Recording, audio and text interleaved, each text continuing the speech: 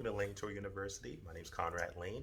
Anytime you want to figure out if there's an update for Turo, first and foremost, most Turo hosts that I've known figure out there's an update usually when they get like maybe a text message or their app through their Apple Store or their Android market prompts them to update the app. That's fine. But when you want to learn updates to the algorithm and also updates to the policy, maybe there's been rules that are changed, maybe terms and conditions have been changed, the best way to do it actually is just to call Turo and ask them, are there any updates? That's simple. Don't be reactive.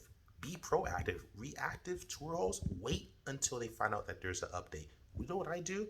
On a monthly basis, I call at least once per month saying, hey, is there any update changes, any policy changes? Because sometimes you don't know what you don't know. But what happens is they'll send out an email, maybe it went in your spam, maybe they didn't send it yet, maybe it's new and just they just haven't had the time to send it. But if you break that policy, it's already been done.